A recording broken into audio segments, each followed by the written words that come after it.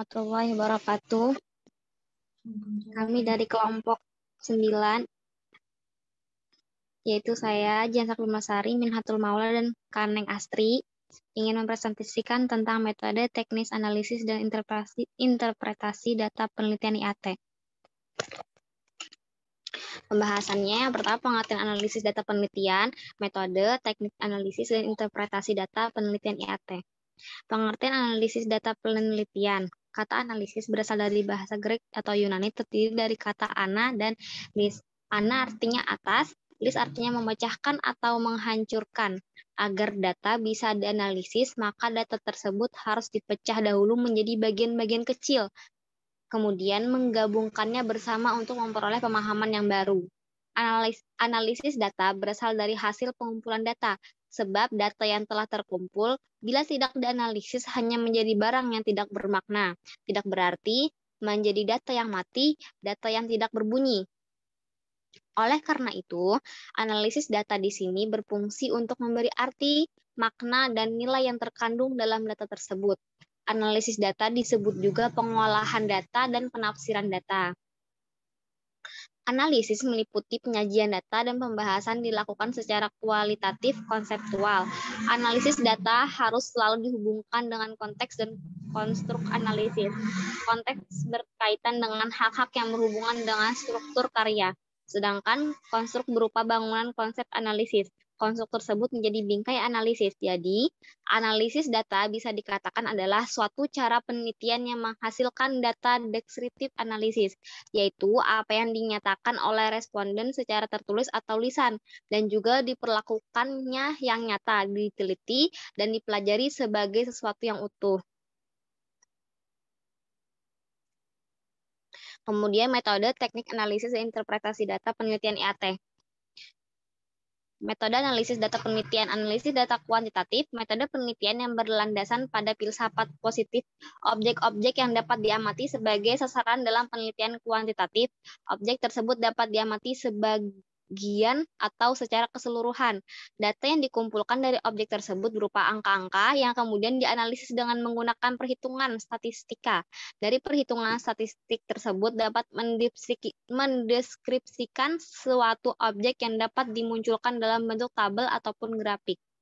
Analisis data kualitatif, yaitu penelitian yang dilakukan dengan tidak memulai dengan deduksi teori tetapi mulai dengan fakta empiris. Peneliti terjun ke lapangan, mempelajari, menganalisis, menafsirkan, dan menarik kesimpulan dari fenomena yang ada di lapangan. Peneliti dihadapkan kepada data yang diperoleh dari lapangan. Dari data tersebut, peneliti harus menganalisis sehingga menemukan makna yang kemudian makna itulah yang menjadi hasil penelitian. Kemudian akan disampaikan oleh Kaneng Astri. Kaneng, silakan. Baik, Ihan. Yang kedua yaitu teknik analisis data. Yang pertama, teknik analisis data kuantitatif. Teknik analisis yang pertama statistik deskriptif. Analisis statistik deskriptif adalah statistik yang digunakan untuk menganalisis data dengan cara mendeskripsikan atau menggambarkan data yang telah terkumpul sebagaimana adanya tanpa bermaksud membuat kesimpulan yang berlaku untuk umum atau generalisasi.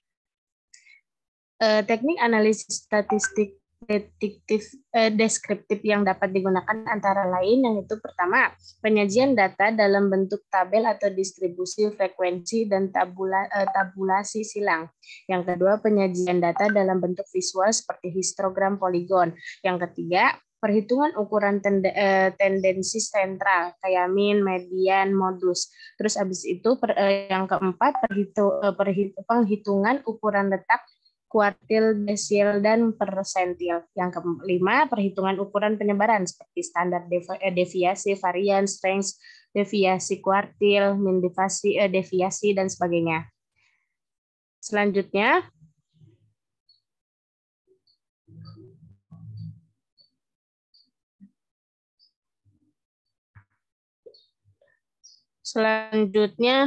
yang kedua yaitu statistik inferensial.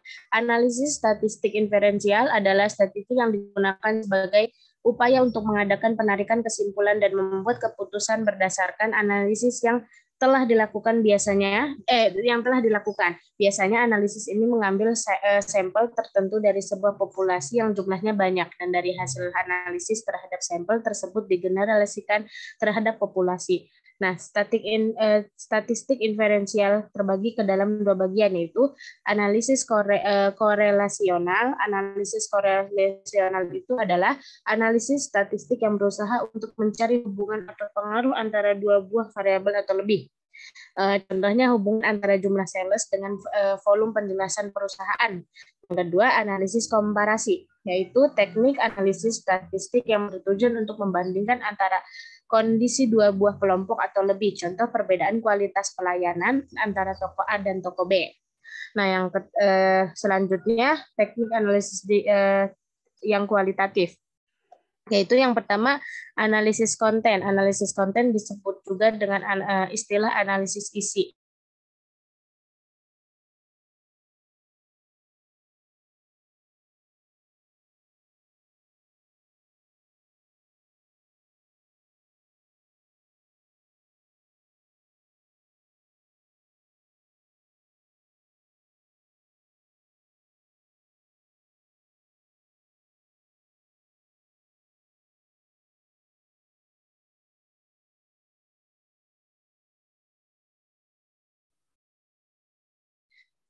Mohon maaf tadi keluar.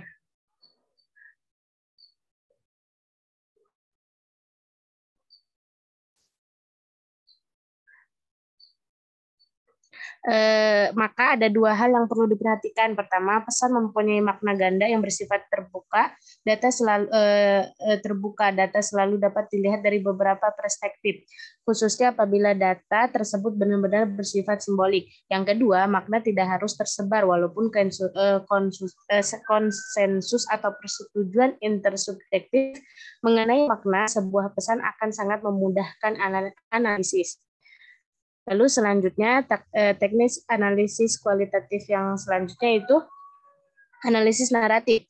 Suatu teknik untuk menganalisis data penelitian yang fokus utamanya adalah bagaimana suatu ide bisa ditemukan dari cerita atau data secara keseluruhan. Metode atau teknik analisis ini umumnya digunakan untuk membuat interpretasi terhadap penilaian pelanggan, proses operasionalnya, apa yang dirasakan karyawan terhadap pekerjaannya di kantor, dan lain sebagainya. Sehingga data yang didapat mampu menggambarkan informasi. Yang ketiga itu analisis wacana, yakni teknik atau metode untuk menganalisis data dengan cara menganalisis bahasa yang digunakan secara alamiah, baik penggunaan bahasa secara lisan maupun tulisan. Ketika disandingkan dengan analisis naratif, maka akan didapatkan keduanya sama-sama meneliti atau menganalisis interaksi sosial antara satu orang dengan orang lainnya. Hanya saja analisis wacana memiliki fokus pada konteks sosial, yakni komunikasi antara responden dengan peneliti. Selanjutnya akan dibawakan oleh Ola. Baik, selanjutnya ada interpretasi data penelitian. Menurut Kailan, interpretasi ialah proses menafsirkan atau menunjukkan arti, yaitu mengungkapkan, menuturkan, serta mengatakan sesuatu yang merupakan esensi realitas. Dalam hal ini, metode interpretasi atau tafsir teks bisa diartikan dengan metode penafsiran dengan menggunakan teks sebagai lapangan penelitian, yaitu ayat-ayat Al-Quran yang secara khusus menunjukkan adanya aktivitas manajemen tenaga pendidik dan kependidikan maupun ketentuan yang mengatur persoalan tersebut. Teknik interpretasi dalam kajian semantik. Yang pertama ada interpretasi tekstual, yakni teks-teks Al-Quran ataupun dengan riwayat hadis Nabi Shallallahu Alaihi Wasallam. Kemudian yang kedua ada interpretasi linguistik, yakni mengkaji pengertian-pengertian dan kaidah-kaidah kebahasaan. Yang ketiga, interpretasi sistematis, pengambilan makna yang terkandung dalam ayat. Yang keempat, interpretasi sosiohistoris, yakni dengan pendekatan sejarah berkenaan dengan kehidupan sosiokultural masyarakat Arab ketika Al-Quran diturunkan. Yang kelima, interpretasi telkologis, menggunakan pendekatan kaidah-kaidah fikih. Yang keenam, ada interpretasi kultural, yakni menggunakan pendekatan ilmu pengetahuan yang mapan untuk memahami Al-Quran. Yang ketujuh, interpretasi logis, yakni menggunakan prinsip-prinsip logika dalam usaha memahami kandungan Al-Quran.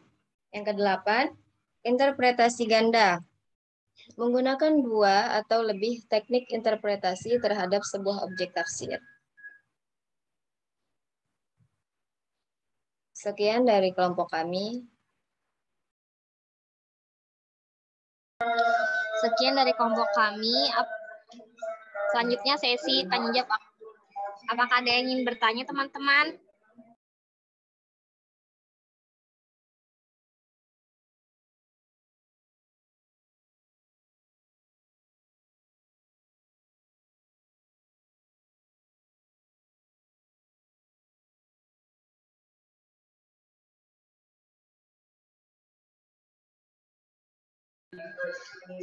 Teman-teman, apakah ada yang ingin bertanya? Bapak mungkin bisa menambahkan, Bapak.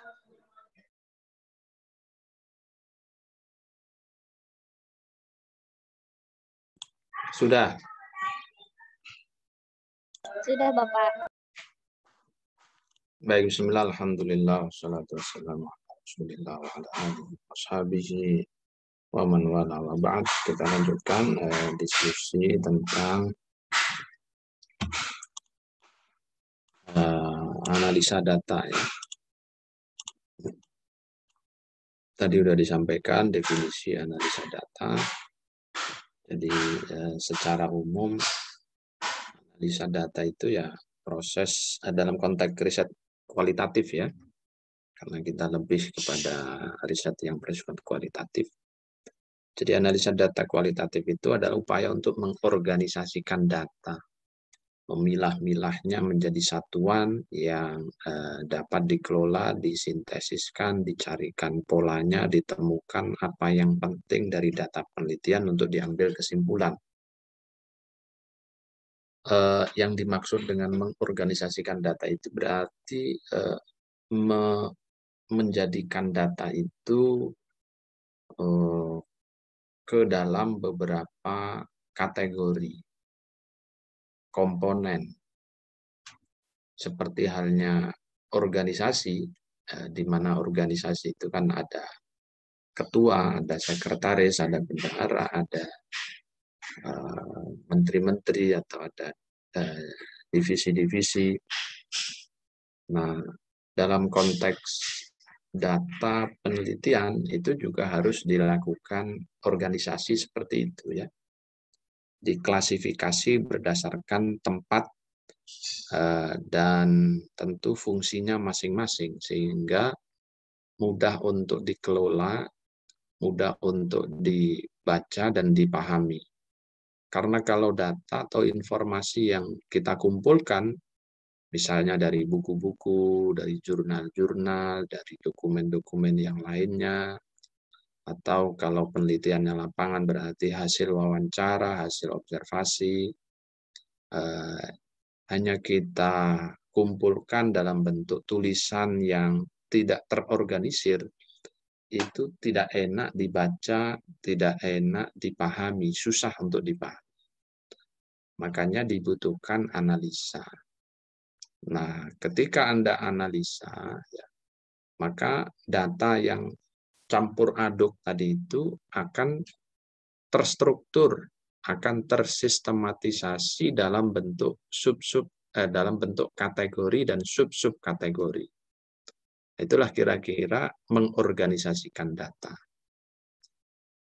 Ya, misalnya makanya dalam struktur riset atau penelitian itu pasti kan ada bab, ada subbab, nanti subbab itu ada anaknya lagi, ada sub-subbabnya lagi, dan begitu seterusnya. Dan antar bagian ke bagian yang lain itu juga saling sambung sinambung. Bab 1 harus bersambung ke bab 2, bab 2 bersambung ke bab 3, begitu seterusnya sampai terakhir. di dalam pembahasan setiap bab itu juga sub-subnya dan sub-sub babnya lagi itu juga harus nyambung dengan babnya, judul babnya apa, lalu subbabnya apa, lalu sub-subbabnya lagi apa. Itu juga harus inline, saling terkait antara satu bagian dengan bagian yang lain. Nah, pekerjaan melakukan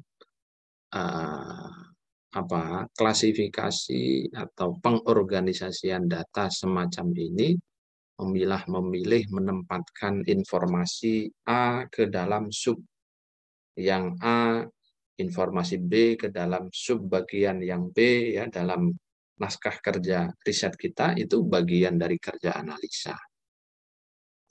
Gunanya ya tentu agar kita ini bisa mengungkap dan menjelaskan makna daripada setiap variabel yang sedang kita teliti. Nah, puncaknya masalah atau rumusan masalah dalam riset kita itu diharapkan bisa kita jawab dengan baik, dengan valid, dengan ilmiah. Karena apa? Karena kita sudah berhasil menganalisa data tersebut, ya, menyusunnya dalam bentuk kategori-kategori dan sub-sub kategori, sekaligus memberikan pemaknaan terhadap setiap kategori data yang sudah kita strukturkan tadi. Nah, makanya nanti kesimpulan akhirnya ketika menjawab rumusan itu kita sudah benar jawaban kita, valid jawaban kita, ilmiah. Tapi kalau tidak dilakukan analisa seperti itu, ya nanti bisa ngawur. Ya, datanya asal ditaruh, ya plus footnote, tetapi nggak nyambung antara satu komponen dengan komponen yang lain, itu joko sembung. Karena apa? Karena tidak mengetahui alur dan prosedur bagaimana menata, menstrukturkan data-data tersebut. Nah, karena itu penting kita mempelajari alur daripada proses analisa data tadi.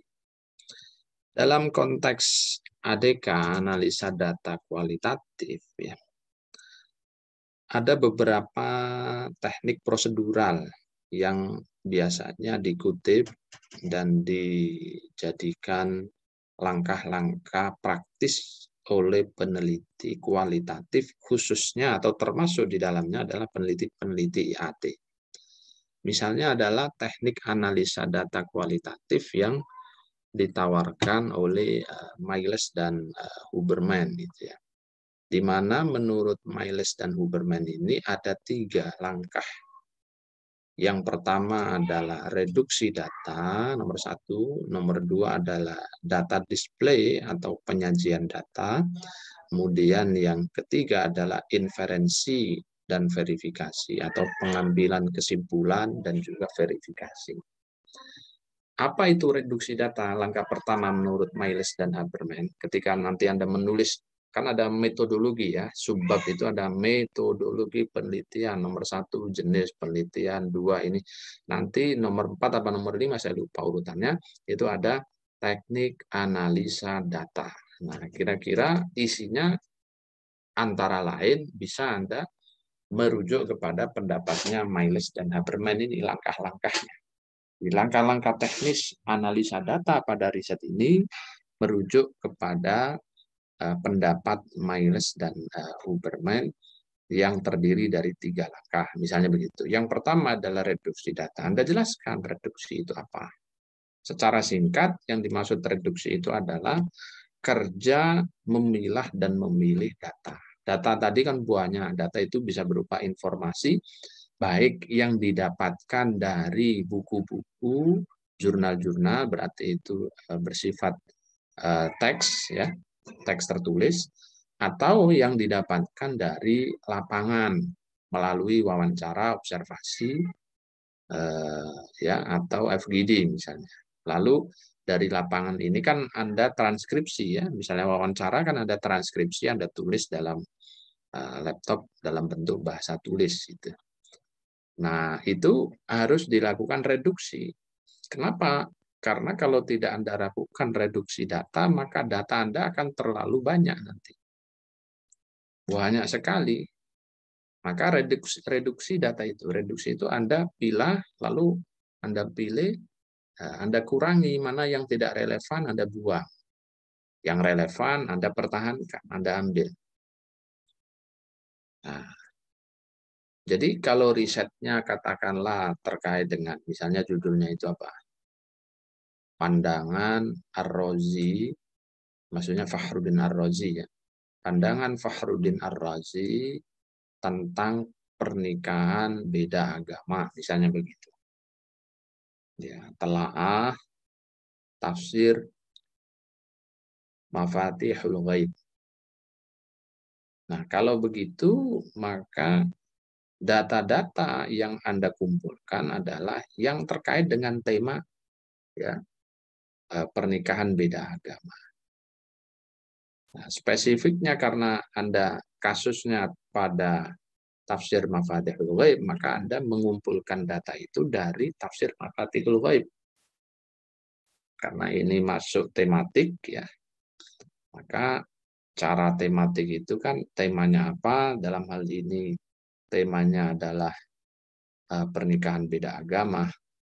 Berarti ayat-ayatnya Anda kumpulkan dulu, Anda identifikasi dulu yang terkait dengan nikah beda agama itu ayatnya apa saja. Setelah ketemu misalnya 5 atau 10, lalu Anda lihat di dalam tafsir Ar-Razi, karena Anda studi kasusnya adalah dalam tafsir Ar-Razi, tafsir Mafatihul Ghaib. Ayat yang satu bagaimana ditafsirkan oleh beliau, ayat yang kedua, ayat yang ketiga, sampai ayat yang terakhir, itu kan penjelasannya banyak sekali. Jadi kalau Anda masukkan semua, itu bisa berhalaman-halaman. Ya. Nah, dalam langkah analisa menurut Miles dan Huberman yang pertama itu adalah reduksi data. Maka yang berhalaman-halaman itu Anda reduksi. Anda pilih mana yang relevan, mana yang tidak. Yang relevan Anda ambil, yang tidak relevan Anda delete. Setelah selesai, baru nomor 2. Langkah nomor 2 yaitu data display atau penyajian data. Ya. Kalau zaman dulu karena masih manual itu biasanya ya sebelum disajikan itu kan dicoret-coret, ditulis dulu nih di kertas, di buku. Gitu. Mana oh ini di stabilo ya. Stabilo ini berarti yang akan saya ambil. Yang tidak di stabilo berarti itu yang tidak saya ambil. Itu proses reduksi zaman dulu. Tapi kalau zaman sekarang karena sudah canggih, teknisnya lebih mudah. Data yang Anda sudah ambil dari Mafatihul Ghaib tadi, ya tinggal Anda delete saja.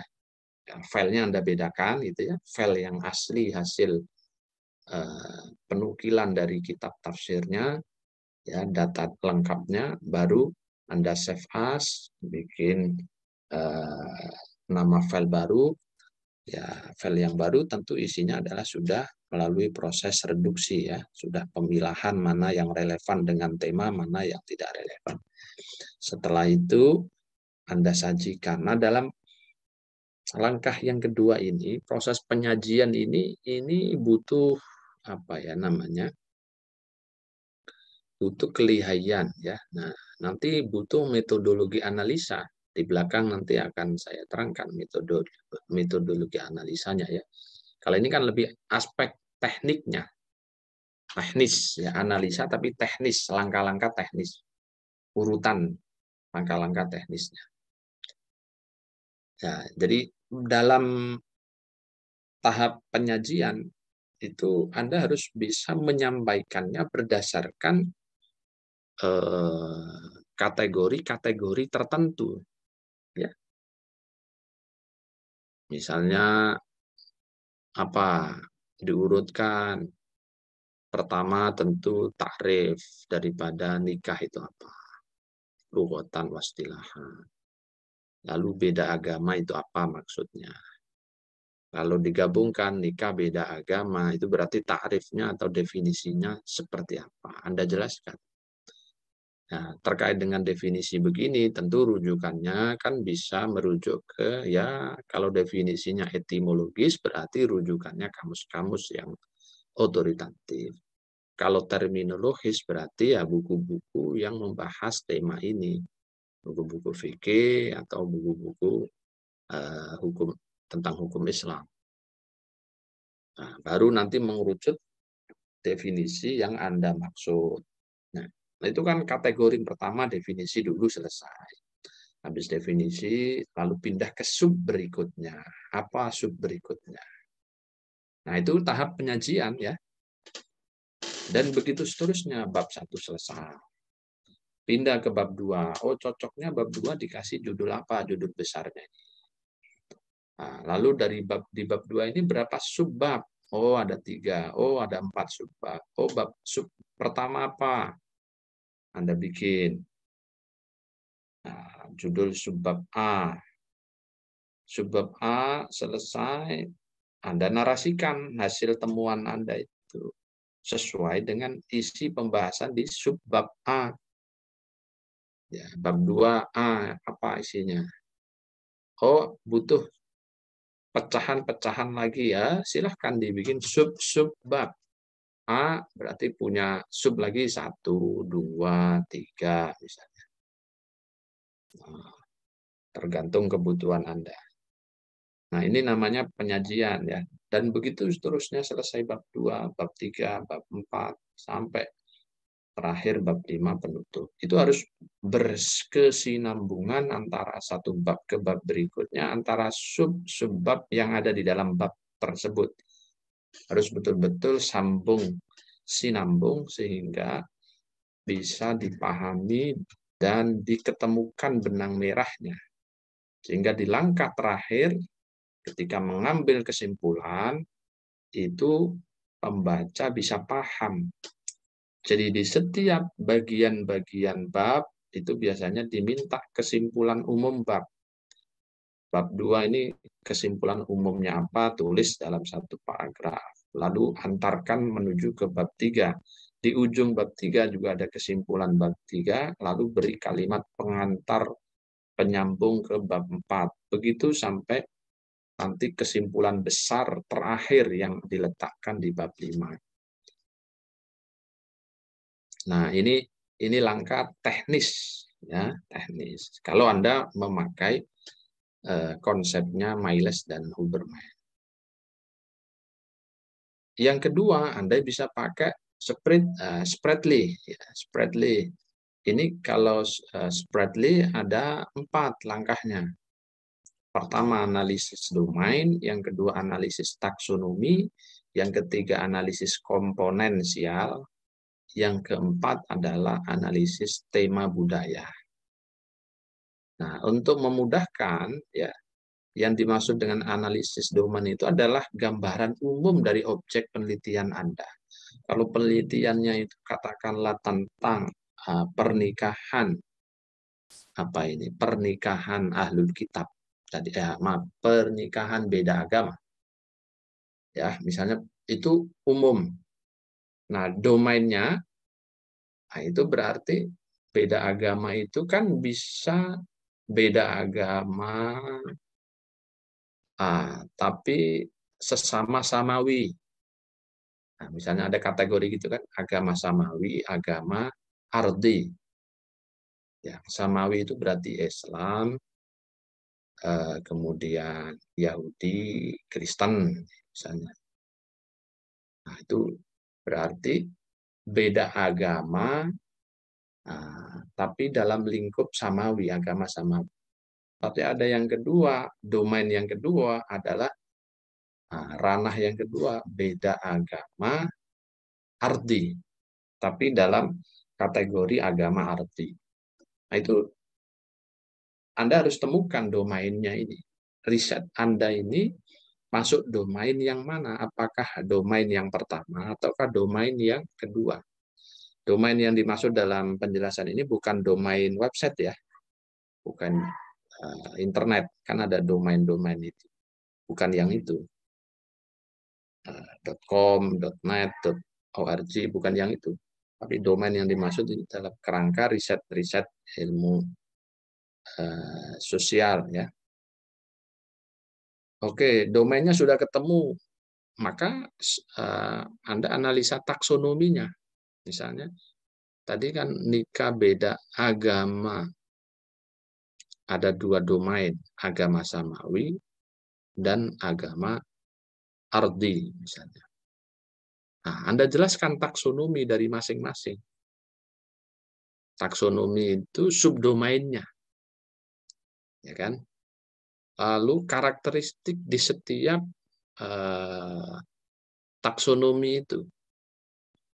Anda jelaskan karakteristik dan perbedaan spesifik dari setiap komponen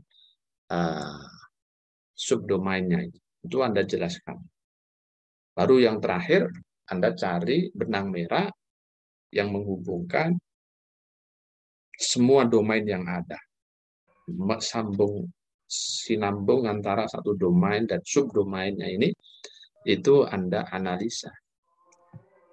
Nah, kira-kira seperti itu kalau pakai Spreadly ya. Bentar. Sebentar.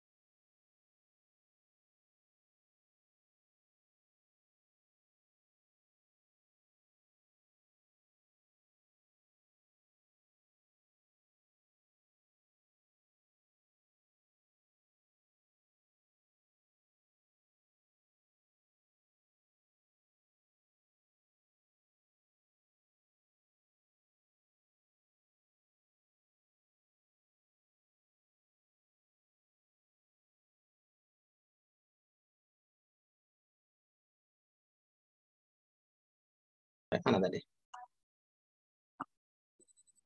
Ya, misal saya lanjutkan.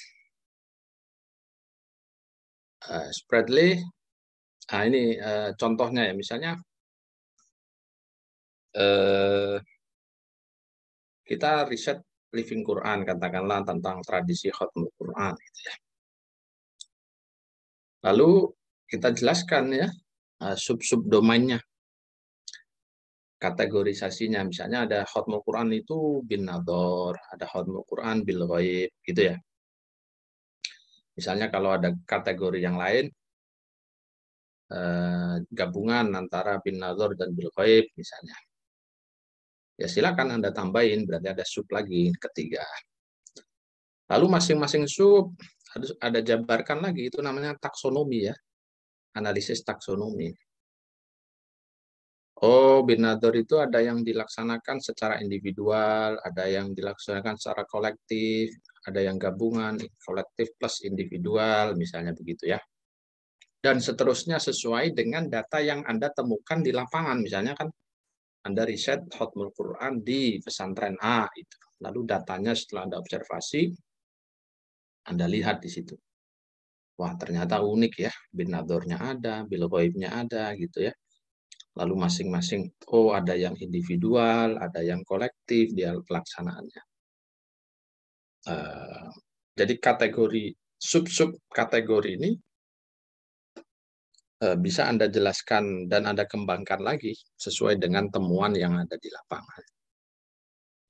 Setelah ketemu kategorisasi ini, ya, baru Anda analisa. Yang ketiga adalah analisa komponensialnya, mencari tadi karakteristik dan perbedaan spesifik dari masing-masing subkategori ini. Misalnya bin nadhar yang individual itu bagaimana teknik pelaksanaannya? Durasi waktunya berapa jam? Sanad keilmuan para pembaca bin nadhar individual ini, khataman bin nadhar individual ini, kemana sanadnya? Lalu hari-hari pelaksanaannya hari apa saja? Apakah setiap hari atau apa, ya kan? Nah, tujuannya apa mereka melakukan ini? Ya, dan seterusnya bisa Anda breakdown sebanyak mungkin. Lalu bandingkan dengan yang subkategori lain, misalnya yang kolektif. Khataman bin nadhar yang kolektif. Sama enggak tekniknya, durasi waktunya, tempat pelaksanaannya, sanad keilmuannya, tujuannya, dan seterusnya. Anda lihat di situ ya. Sudah ketemu ya analisa subkomponensialnya, baru nanti ada analisa tema budaya. Karena Living Quran itu masuk dalam kategori tradisi atau budaya, maka dalam rumusan Spradley ini bisa kita pakai. Ya. Jadi yang keempat itu adalah analisa tema budayanya. Apa yang dicari? Ya cari titik temu atau hubungan antar domain dan subdomain ini. Antar domain yang ada dan subdomainnya ini Anda lihat titik temunya. Ya, ini ke sini, ya, ini ke sini. Nah, ini semua harus dicari titik temunya. Ya tentu titik temu dan titik beda, yaitu apa yang membedakan, apa yang mempertemukan antara berbagai macam subdomain dan domain yang ada ini. Nah, itu namanya analisa teknik, langkah-langkah prosedural, operasional dari yang ditawarkan oleh Spradley. Ya. Kemudian yang ketiga ini ada dari Donald Ari ya. Ada 3 langkah kalau Anda pakai teknik prosedur analisa data kalau merujuk kepada Donald Ari. Yang pertama organizing, kemudian summarizing, kemudian interpreting ya. Jadi yang pertama mengorganisasikan data. Jadi datanya itu Anda kategorikan. Anda strukturkan berdasarkan kategori tertentu. Nah, kategori itu bisa berdasarkan gagasan, berdasarkan konsep, berdasarkan kegiatan, berdasarkan tema, berdasarkan tempat. Silahkan saja mengorganisasikan data. Jadi misalnya kalau Anda risetnya itu riset library, katakanlah tadi pandangan Ar-Razi ya terkait atau tentang nikah beda agama dalam tafsir Mafatihul Ghaib. Setelah Anda kumpulkan data-datanya tadi itu, penafsiran beliau terhadap 10 ayat mengenai nikah beda agama, ternyata gagasannya itu bisa Anda kategorisasikan. Itu namanya proses organizing. Gagasan beliau itu bisa Anda kategorisasikan. Misalnya, nikah beda agama antara Muslim dengan Ahlul Kitab. Nikah beda agama antara Muslim dengan non-Muslim yang kategorinya katakanlah bukan Ahlul Kitab, non-ahli kitab. Misalnya di Indonesia ya ada Hindu, Buddha, Konghucu itu kan non ahlul kitab dalam teori tafsir ya, yang umum. Ya. Misalnya Anda kategori, Anda organize seperti itu gagasannya. Kemudian dari masing-masing itu kan punya karakter tadi. Anda jelaskan lagi. Jadi nikah beda agama, Muslim dengan ahli kitab. Penjelasannya Ar-Razi bagaimana? Anda klaster lagi. Lalu nikah beda agama, Muslim dengan non ahli kitab. Bagaimana Ar-Razi? Imam Fakhruddin Ar-Razi menjelaskannya itu. Data yang Anda kumpulkan menunjukkan apa? Anda klaster lagi pendapat beliau. Begitu seterusnya ya, sampai hal-hal yang sangat spesifik ya Anda lakukan, Anda organize ya. Anda klaster, Anda klasifikasi dengan kategori tak kategori. Jadi kalau Anda sudah bisa mengorganize data-data itu, maka Anda sebenarnya paham dengan riset Anda. Dengan data yang dikumpulkan, paham. Tapi kalau belum bisa membuat kategorisasi ini, berarti Anda belum paham. Ya, nah itu indikator mudahnya begitu. Kalau paham, biasanya bisa mengkategorisasi.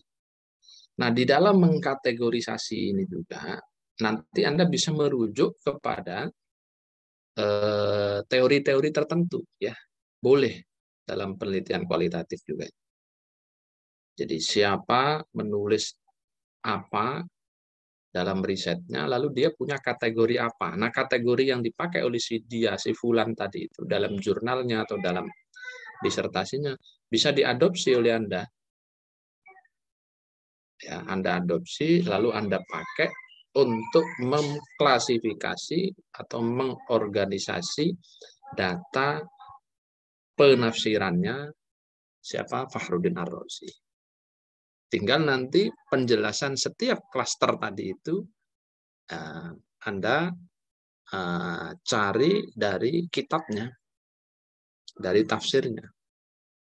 Nah, setelah begitu selesai mengorganisasikan data, baru Anda lakukan summary ya. Jadi Anda simpulkan data-data yang terklasifikasi tadi menjadi konsep-konsep kunci. Baru Anda interpretasikan. Interpretasi itu yang mengambil makna dan pemahaman dari data yang sudah terklaster dan sudah summary ya, sudah sudah dirangkum dalam bentuk summary. Jadi summary itu hanya untuk memudahkan saja, memudahkan di dalam proses melakukan interpretasi. Ya. Ini kalau Anda memakai Donald ya. Jadi silahkan saja secara teknis operasional Anda memilih mana yang cocok dengan tipologi riset Anda nanti. Boleh pakai Miles and Huberman, boleh pakai Spreadleaf, boleh pakai Donald Hari. Nah, selanjutnya, nah ini untuk memudahkan saja ya.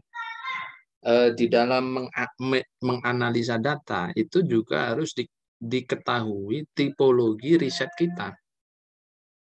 Oh, riset kita misalnya berupa data-data teks. Ya, data-data teks. Misalnya gagasan para mufassirin yang termaktub dalam kitab tafsir mereka. Berarti riset kita kan riset terhadap data teks tertulis. Yang kedua, bisa juga riset IAT itu tidak teks tertulis, tetapi dia adalah teks yang tidak tertulis, atau dalam bahasa yang lain adalah masuk dalam kategori budaya, tradisi, fenomena, ya. Tradisi hataman, tradisi semaan, bacaan ayat-ayat Al-Quran, itu kan bukan teks. Maksud saya bukan teks tertulis, tapi teks tidak tertulis dalam arti sesuatu yang menjadi tradisi atau budaya. Itu juga ada teknis analisanya sendiri, ya, model analisanya sendiri. Atau yang ketiga, misalnya tipologi riset kita itu masuk dalam model data yang berupa perilaku, ya. baik individual maupun institusional. Misalnya apa namanya? Anda meriset tentang lembaga-lembaga Kequranan, RTQ, TPQ misalnya ya. Terus LPTQ, ya kan? Nah, itu ada metode analisanya masing-masing yang sesuai. Kalau data riset Anda itu tipologinya berupa teks, maka ya bisa pakai konten analisa, pakai framing analisa, pakai analisa semantik, pakai analisa konstruksi sosial, pakai hermeneutika, ya kan? Pakai analisa wacana. Analisa wacana itu ada yang kritis, ada yang tidak kritis. Ya silahkan dipilih. Dan selain 7 ini juga masih banyak sebenarnya. Tinggal nanti Anda baca dalam buku-buku Metelit. Ini contoh kecil saja. Kalau berupa budaya atau tradisi, ya bisa Anda pakai analisa struktural, analisa domain, taksonomi, komponensial, ya, discovering, konstan komparatif, grounded analisa, etnologi atau etnografi, ya. Kalau berupa perilaku individu atau institusi, bisa studi kasus ya, pada RTQ mana atau lembaga pendidikan mana. Kalau perilaku individual ya bisa riset-riset biografi, life history kayak gitu ya. Kalau institusi ya bisa analisa SWOT ya. SWOT itu analisa untuk melihat kekuatan, kelemahan, peluang, tantangan ya. Itu SWOT. Misalnya Anda riset JKH, Anda riset JMQ, Anda riset apalagi ya, banyak kan lembaga-lembaga Kequranan di Indonesia, pesantren-pesantren Quran misalnya. Bagaimana unsur kelembagaannya ini? Efektif atau tidak melahirkan alumni, pelayanannya bagaimana, tenaga kependidikannya bagaimana, tenaga pengajarnya bagaimana, itu bisa dianalisa secara SWOT dan itu juga masuk bagian dari riset ya. Nah, untuk bagian ini untuk mengenali tipologi riset kita ya dan bagaimana metode yang biasanya dipakai. Nah, selanjutnya saya ingin mencontohkan saja secara lebih agak detail contoh dari metode analisa isi, konten analisis ya. Ada 3 dan ini sifatnya opsional ya, 1, 2, 3. Pertama misalnya ada analisis isi pragmatis. Kalau analisa isi yang sifatnya pragmatis itu analisanya dilakukan terhadap tanda menurut sebab akibatnya. Jadi misalnya Anda meriset tentang dimensi emotif dalam tafsir Al-Jassos misalnya. Ya, Ahkamul Quran, dalam tafsir Ahkamul Quran karya Al-Jassos. Nah, maka Anda kumpulkan dulu pernyataan-pernyataan dari Al-Jassos yang mengandung dimensi emotif. Ya, marah, sedih, gembira, dan seterusnya. Pokoknya yang ada kaitannya dengan emosi. Pernyataan-pernyataan beliau yang terkait dengan emosi. Ya. Setelah itu kategorisasikan emosi yang positif apa saja Anda kategorikan. Misalnya domainnya begitu ya, subdomainnya Anda bikin. Oh, yang negatif apa saja. Nah, yang positif itu ya senang, bahagia, cinta, misalnya begitu ya. Maka ungkapan-ungkapan yang masuk kategori ini Anda masukkan dalam tabulasi. Lalu berapa kali misalnya Al-Jassos itu ngomong tentang hub, tentang cinta dengan segenap derivasinya. Kata yang mengandung makna cinta dengan segenap derivasinya. Berapa kali dia sebut? Surur, bahagia, berapa kali dia sebut? Sa'adah dengan segenap bentuk kata yang dia pakai, berapa kali dia sebut? Pun demikian, apa namanya, dimensi emosi yang bersifat negatif, marah, benci, galau, sedih, dan lain-lain itu ya. Berapa kali beliau itu Anda hitung, baru kemudian setelah itu dilihat karakteristiknya. Nah, dari 10 kali pernyataan cinta yang disebut dalam Al-Jasus itu, konteksnya apa? Kenapa Al-Jasus menyebut cinta itu dalam konteks apa? Nah, itu Anda analisa.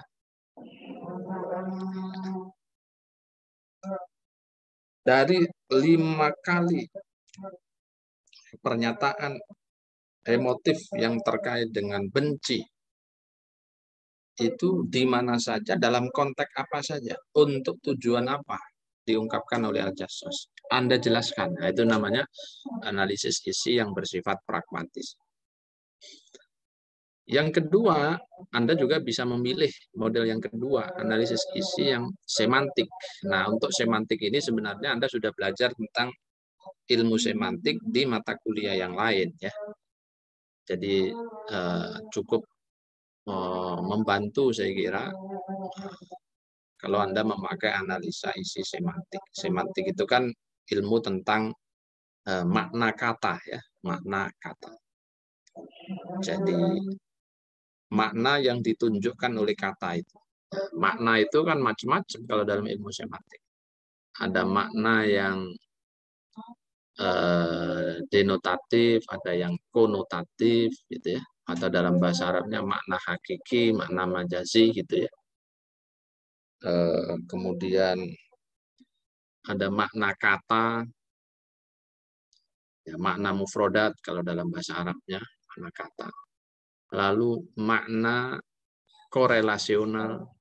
Jadi kata ketika dimasukkan dalam struktur kalimat tertentu, itu kan beda maknanya dari makna kata tunggal. Itu bisa Anda analisa itu. Misalnya kata teh, ya teh. Dalam makna mufrodat, teh itu ya teh maknanya. Tapi ketika teh itu masuk dalam sebuah struktur uslubul kalimat, dalam kalimat tertentu, maka teh bisa makna macam-macam. Tergantung kedudukan dan konteks kalimatnya. Misalnya saya punya kalimat, saya membeli teh di swalayan. Itu kalimat pertama. Lalu yang kedua, ada kalimat yang menyatakan Amir minum teh manis di warung. Kemudian ada pernyataan lain, teh hati-hati di jalan. Nah, dari kata yang sama, ada 3 kalimat, itu maknanya bisa beda. Padahal makna tunggalnya, makna mufrodatnya kan mungkin 1 atau 2, tetapi ketika digunakan dalam bentuk kalimat, nah itu punya makna yang berbeda sesuai dengan konteks kalimat. Nah, itulah kira-kira contoh analisa isi semantik. Nah, detailnya sudah Anda pelajari dalam ilmu semantik, tinggal Anda buka-buka lagi bagaimana cara menganalisa secara semantik itu. Nah, jadi Anda kumpulkan dulu itu. Ya, misalnya tadi contohnya dimensi emotif tadi ya. Dalam tafsirnya siapa namanya? Al-Jasos ya. Sudah Anda klaster mana yang emosi negatif, emosi positif, lalu setiap emosi positif itu ada berapa jenis emosi, emosi negatif ada berapa jenis emosi.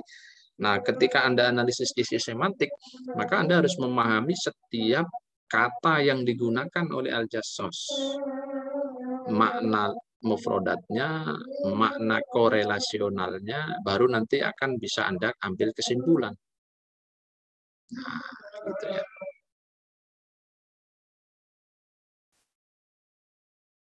Lalu opsi yang ketiga, ketika Anda menggunakan analisis isi, itu bisa Anda pakai analisis sarana tanda. Nah, tapi ini sarana tanda ini jarang dipakai untuk konteks ke IAT-an ya.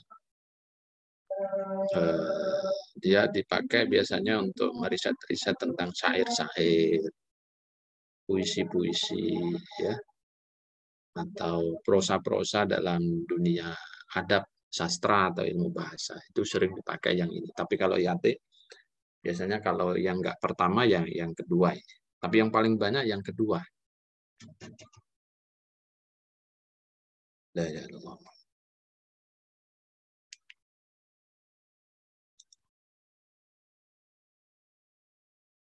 Ya, itu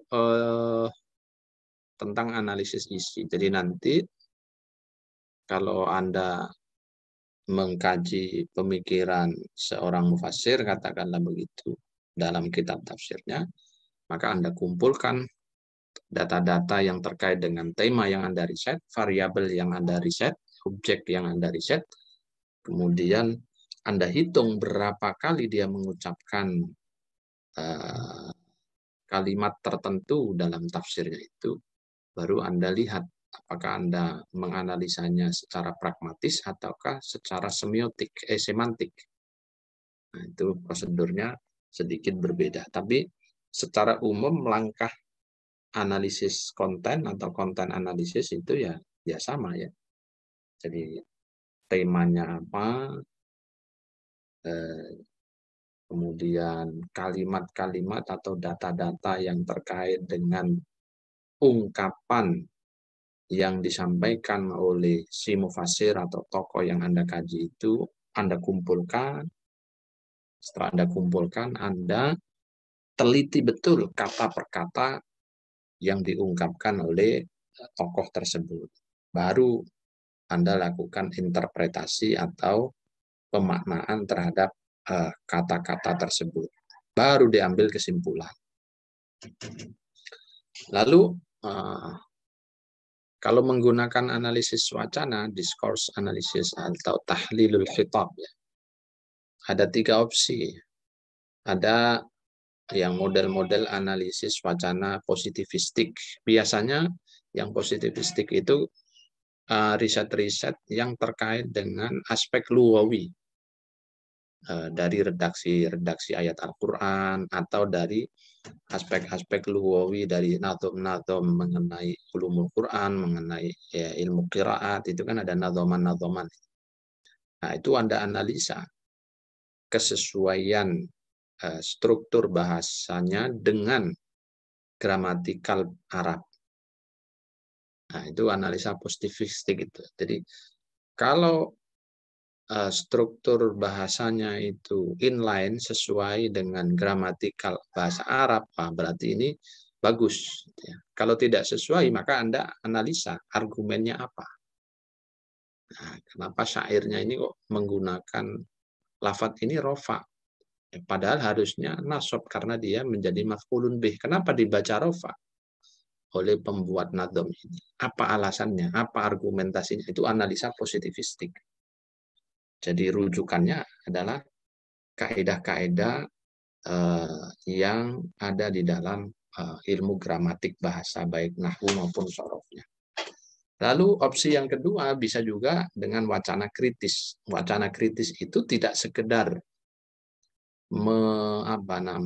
mengungkapkan data secara naratif, deskriptif, tetapi kemudian dilanjutkan. Menelisik, mengidentifikasi motif-motif di balik adanya sebuah wacana. Wacana itu ide, gagasan, ya. Diskursus itu wacana. Kenapa sih misalnya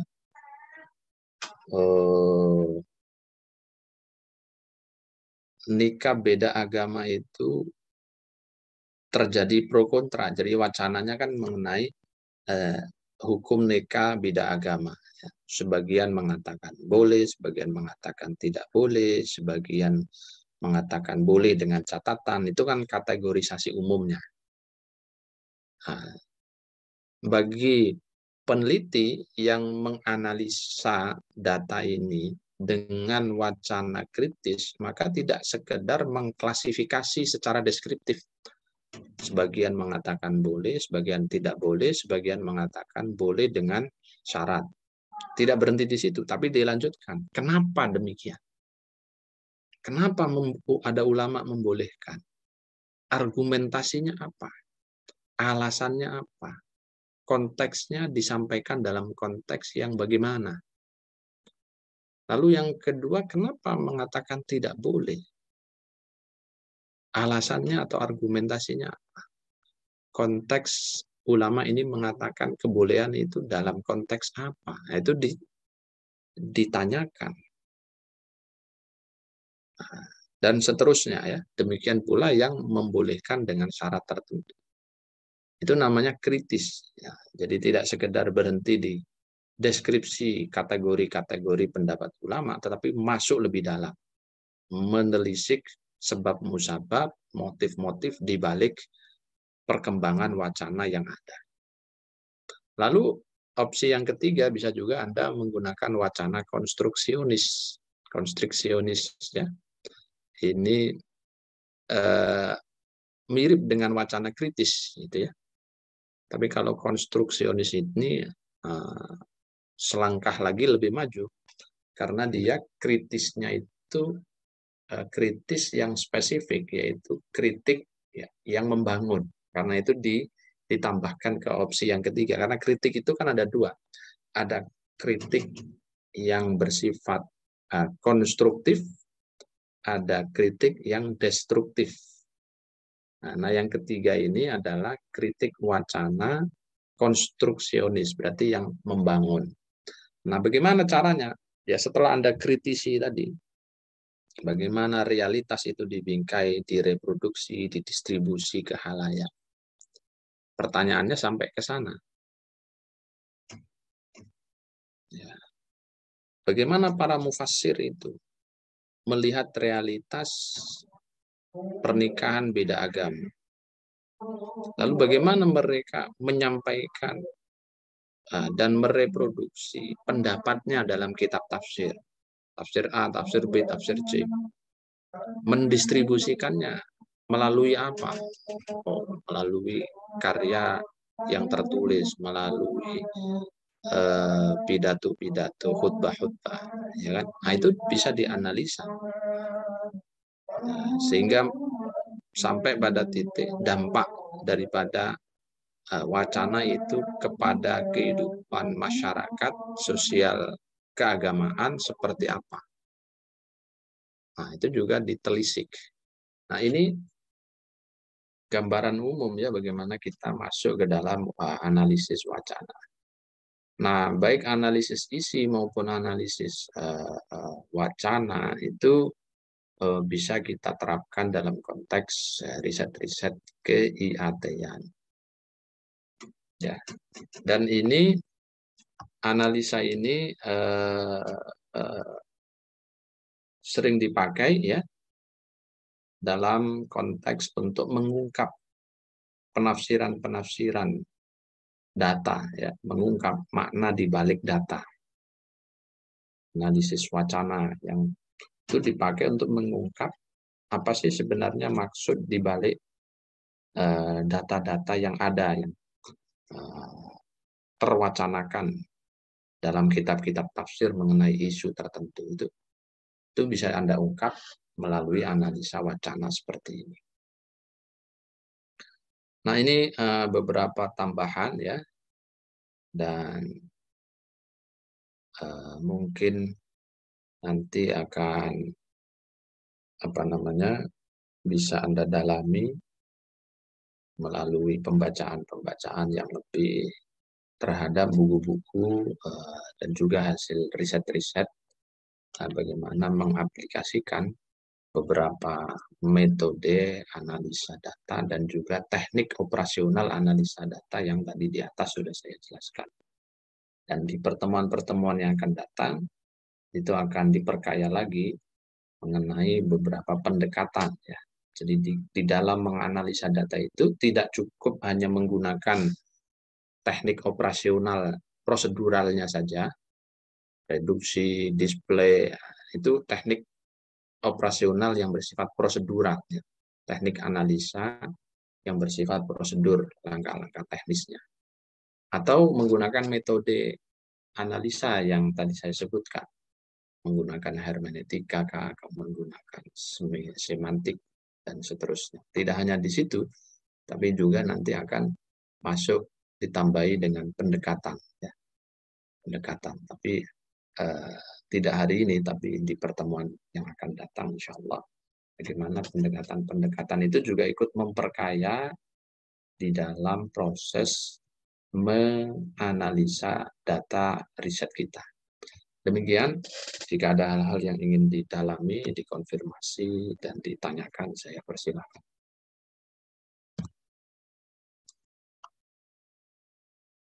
Silakan.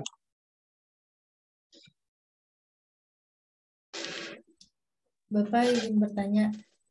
Ya. Jadi secara mudahnya perbedaan analisis isi sama analisis wacana tuh kayak gimana, Pak? Untuk analisis wacana itu, kita kan menganalisa wacananya, ya, diskursusnya. Tapi kalau analisis isi itu kita menganalisa kata-kata yang digunakan oleh mufassirnya atau ulama yang sedang kita kaji. Jadi sedikit berbeda ya. Kata-kata yang ada di dalam tafsir ini apa? Nah, itu berarti analisis isi. Tapi kalau wacana itu wacana dibalik kata-kata itu, ya kan? Jadi tidak berhenti hanya di kata-kata yang termuat dalam tafsir itu. Nah, itu bedanya. Kalau analisis isi itu kan isi kan berarti apa namanya? Ya isi saja. Isi berarti kalau kita risetnya itu berupa library, berarti berupa teks tertulis kan. Nah, teks yang tertulis dalam tafsir itu apa saja? Nah, itulah yang kemudian Anda kumpulkan, Anda identifikasi, lalu Anda analisa.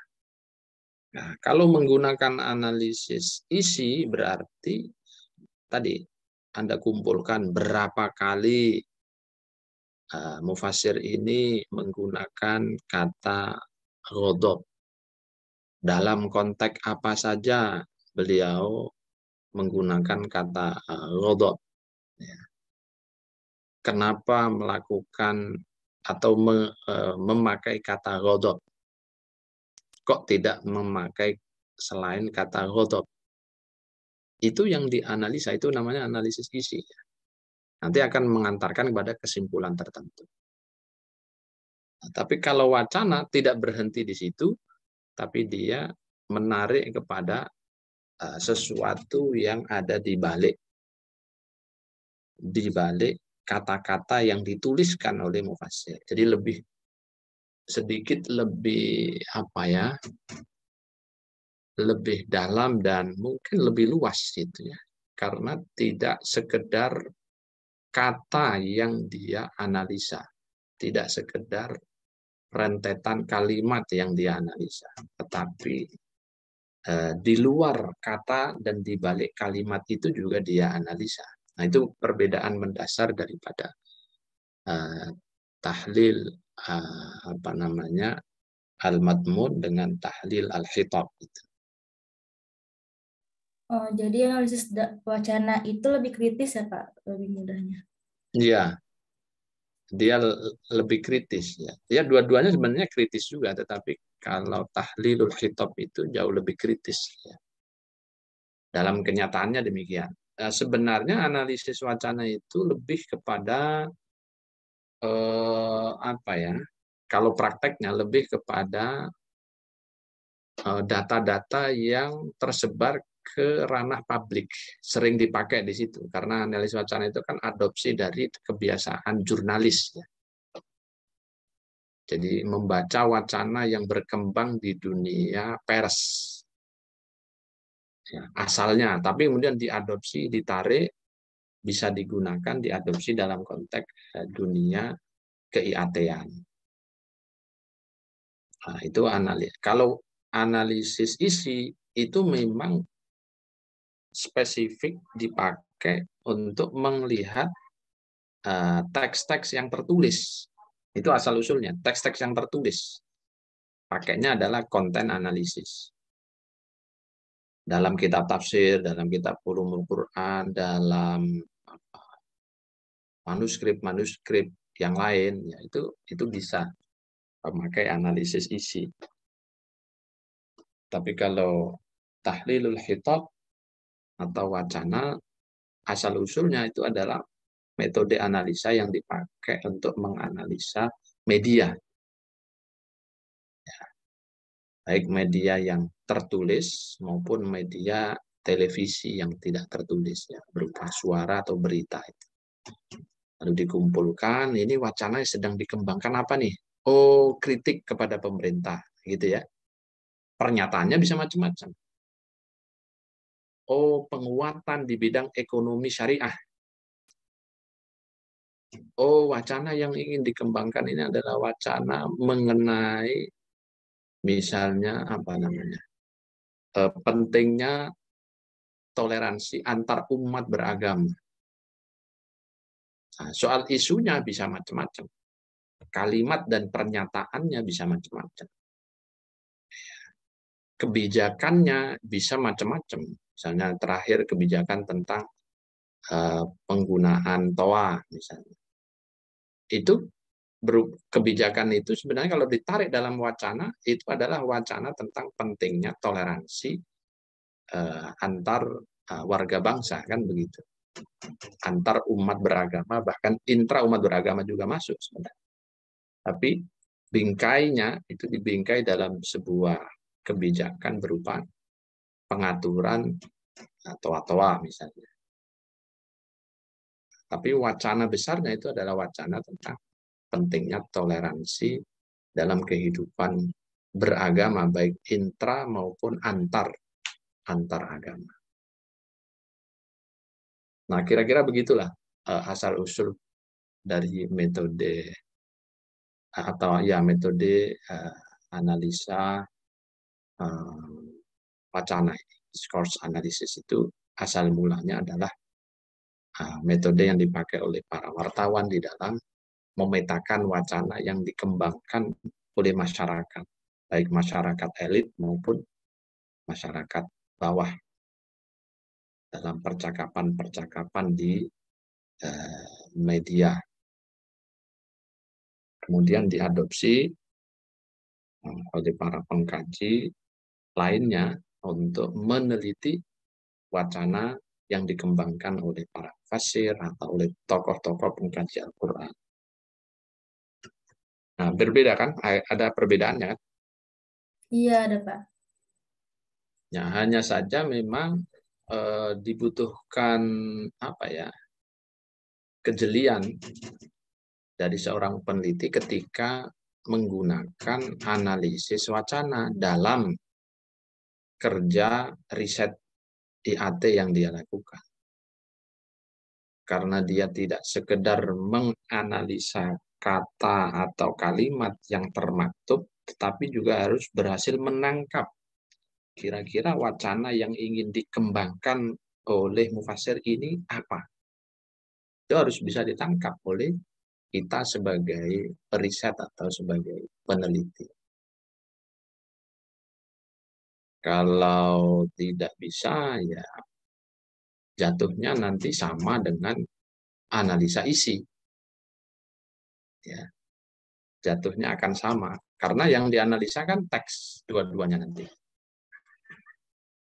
Jadi kalau udah sebut teknik atau metode analisa data yang akan dipakai oleh peneliti dalam riset ini adalah metode analisa wacana kritis. Nah, kalau sudah dinyatakan begitu, ya, maka reviewer akan mengejar dari riset Anda ini, wacana apa yang hendak disampaikan oleh mufassir yang sedang Anda kaji? Anda harus bisa jawab. Nah, isu apa yang hendak ingin disampaikan dari pembacaan Anda oleh mufassir yang Anda kaji? Nah, harus Anda bisa menyampaikan. Ada dua isu, Pak. Isu pertama ini, isu kedua ini. Atau wacana pertama adalah ini, wacana kedua ini. Nah, untuk membangun dua wacana ini, mufassir yang sedang saya kaji, katakanlah Ar-Razi, itu menggunakan dua isu sentral, isu A, B. Nah, itu Anda harus bisa menjelaskannya. Kira-kira begitulah nanti ya kerjanya. Jadi asik. Jadi datanya itu hidup. Jadi tidak cukup deskriptif, ya. Walaupun dibolehkan juga riset-riset deskriptif, naratif itu boleh. Ya, tapi biasanya masih kita minta ya jangan deskriptif, naratif terus. Tidak menarik ya. Dalam riset itu kan ada bagian-bagian yang memang deskriptif. Ya, misalnya saat menjelaskan tentang biografi tokoh tertentu, itu mesti naratif deskriptif. Lahir kapan, meninggal kapan, orang tuanya siapa, istrinya berapa, 1 atau 4, beranak berapa, ya, karyanya apa saja. Jangan berhenti di situ saja, itu deskriptif dan naratif. Tambah analisanya, ya kan? Ya, dalam percaturan dunia pengkaji tafsir Al-Quran, tokoh yang sedang Anda kaji ini posisinya ada di mana? Gitu ya. Dia termasuk tokoh pergerakan atau non pergerakan. Harus sampai sana. Itulah namanya tahlilul khitab ya. Analisis wacana. Dia posisinya termasuk yang misalnya kalau dikategorikan pro dan kontra ya. Pro pemerintah atau kontra pemerintah harus bisa meletakkan itu. Itulah tahlilul khitab, ya kan? Jadi tidak berhenti hanya deskripsi tadi, tanggal wafat, tanggal mati, jumlah istri, jumlah anak, jumlah karya. Nah, itu biasa ya, tapi nggak terlalu bunyi. Boleh Pak, hanya berhenti di deskripsi yang sifatnya naratif begitu. Ya boleh sih boleh, tapi nggak enak, nggak asik bacanya itu ya. Kalau lihat film itu, filmnya nggak atraktif. Kalau saya yang nonton nggak suka. Tapi kalau nonton Detektif Conan, nah itu seneng. Karena apa? Itu keren gitu ya. Kita ini mengernyitkan dahi kalau lihat model Conan. Misalnya begitu ya. Nah, ya boleh juga yang hanya deskriptif itu kan. Film-film hiburan itu kan deskriptif saja. Nah, hanya cerita ya tentang kehidupan keluarga. Ya boleh saja, itu juga boleh. Nah, itu kira-kira ya untuk membedakan. Oke, ada lain?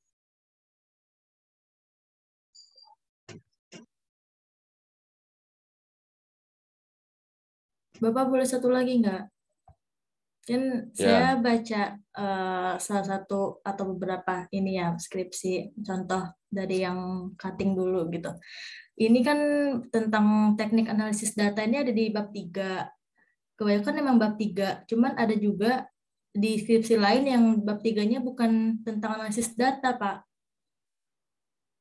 Jadi emang analisis data tuh khusus di bab 3 aja, nggak di bab 1 gitu. Atau gimana, Pak? Maksudnya ya, Anda bacanya kakak kelas fakultas apa? FUD, Pak. IAT. Iya, IAT, benar IAT. Saya baca yang tentang implementasi ilmu tajwid. Ini dia bab 3-nya ada tentang analisis data. Terus kemudian saya baca yang judulnya Sejarah Ilmu Tajwid, tapi bab 3-nya bukan tentang analisis, tapi tentang sejarah ilmu tajwidnya gitu, Pak. Sedangkan di bab 1-nya juga teknis analisisnya cuma sekedar ngasih jabaran bab 1 tentang apa, bab 2 tentang apa gitu, Pak. Ada di metodologinya ada kan? Metodologi penelitian, Pak. Metodologi ada di bab 1, Pak.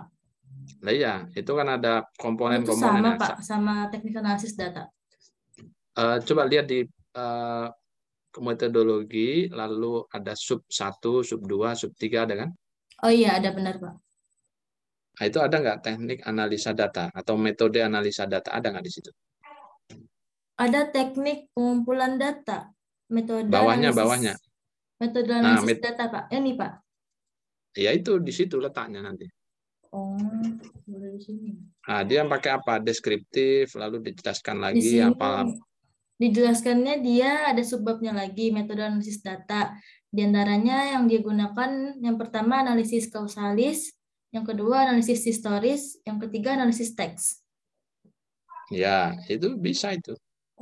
Kan Oh. banyak ya model-model analisa. Ya, berarti dia pakai itu. Nah, itu yang dimaksud ya. Nanti kan gabungan ya materi hari ini dengan materi yang akan datang. Nanti akan kita kenal bagaimana tentang hermeneutika, tentang apa ya. Secara ya tidak detail betul, tetapi paling tidak ya pengetahuan dasar saja untuk mengetahui penggunaan-penggunaan beberapa pendekatan yang mungkin bisa dipakai untuk analisa data riset kita nanti. Nah, nanti di bab-bab berikutnya, bab 2, bab 3, bab 4 itu sudah bersifat implementatif. Tidak bicara sifatnya teoritis. Teoritisnya itu di bab selesai di bab 1, terutama di sub metodologi penelitian. Di situ sudah selesai, nanti bab 2 berarti sudah mempraktekkan apa yang kita sampaikan secara teoritis di bab 1 tadi. Kalau bab 1 kan baru mengatakan, oh pengumpulannya pakai apa dokumentasi, lalu teknik atau metode analisanya pakai ini deskriptif, komparatif, atau konten analisis, pendekatannya ini. Itu kan bersifat teoritis masih. Nanti kita cek dipraktekkan nggak di bab-bab setelahnya. Apa yang dia katakan di sini. Oh, ternyata dipraktekkan nih di bab 2. Dia tadi menyebut misalnya pakai apa konten analisis. Oh, berarti di bab 2 atau di bab 4 dia memang mempraktekannya. Dia lihat konten analisis ya, dengan cara apa? Menjelaskan secara deskriptif ya konten-konten yang ada di dalam kitab tafsir yang dia kaji, katakanlah tafsir Pak Kures.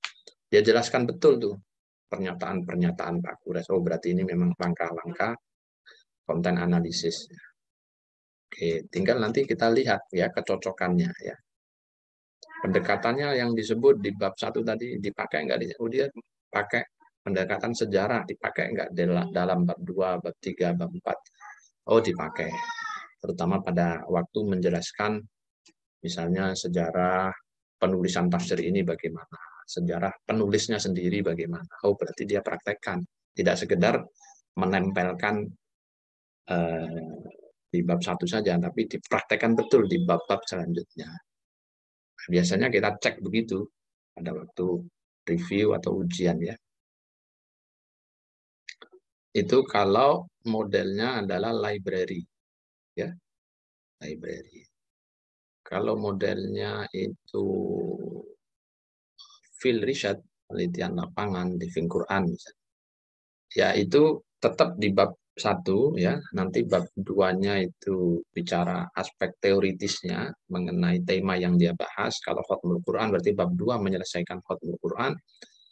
Bab 3 berarti lokasi di mana dia meneliti pesantren A, berarti ya bicara tentang pesantren A itu di bab 3 ya.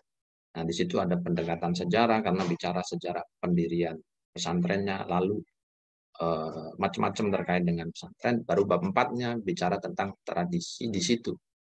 Mulai dari genealogi tradisi hatamannya, siapa yang mencetuskan, lalu prosesi pelaksanaannya bagaimana, lalu motif-motif daripada pelaksanaan hataman itu apa saja.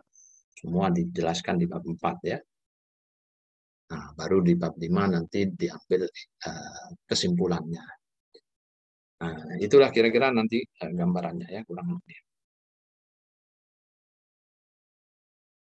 Ada lagi?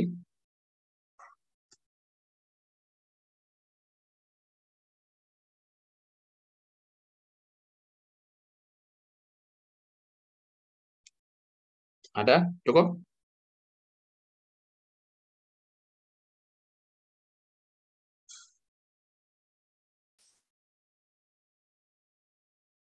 Cukup ya? Seperti sudah cukup, Pak. Ya udah, kalau udah cukup saya akhiri ya. Tinggal dipraktekkan, harus segera dipikirkan apa nih mau riset apa, karena sudah mepet waktunya sebentar lagi. Nah, Ramadan kayaknya kita selesaikan aja kuliah. Biar Idul Fitri sudah ujian gitu.